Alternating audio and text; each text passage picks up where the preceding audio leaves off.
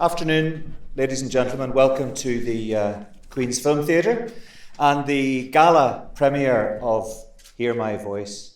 It's a very special occasion, and it's fantastic to see so many of you here today to share it with us. I think it's testament to the filmmakers involved.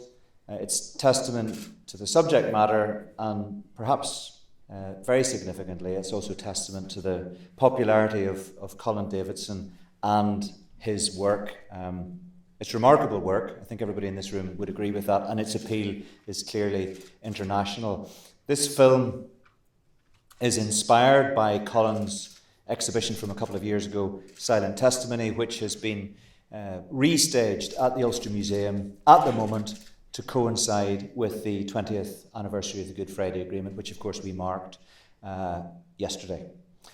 So we will see the film, and after the film there'll be an opportunity to have a short conversation with Colin, who painted the paintings, with Sandra Peake from the victims organisation WAVE, which was involved in providing the sitters for Colin, and also with Brendan Byrne from Fine Point Films, who made the film.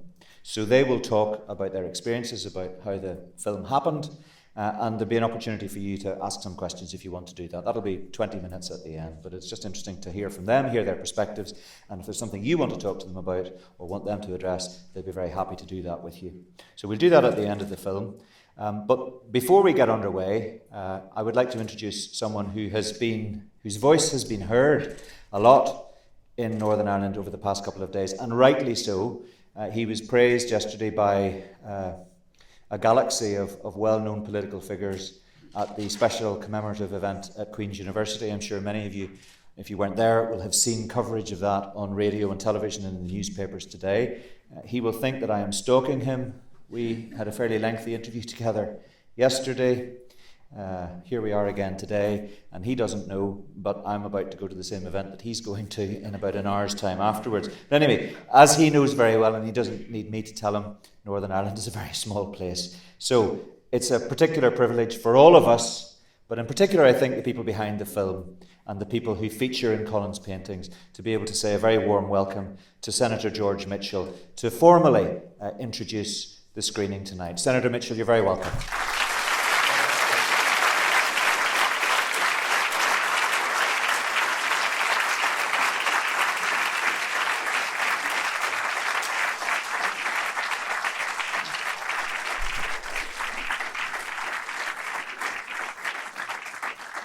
Thank you very much for that generous introduction. Thank you, ladies and gentlemen, for your warm reception and for your presence here today.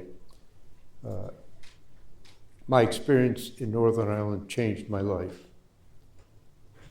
In January of 1998, I retired from the United States Senate after promising my wife that I would leave public life forever. And in a swirl of events that I could not have anticipated, President Clinton asked me to organize a trade and investment conference on Northern Ireland over the next several months. I asked him how long it would take. He said, just a few months, 1 or 2 trips to Northern Ireland. 5 years later, I left Northern Ireland after having chaired 3 separate sets of negotiations. And then, fortunately for me, Queen's University invited me to serve as their chancellor, a position I held for the next 10 years. And so I've spent a great deal of time in Northern Ireland in the past 2 decades. And the more I see it, the more I like it.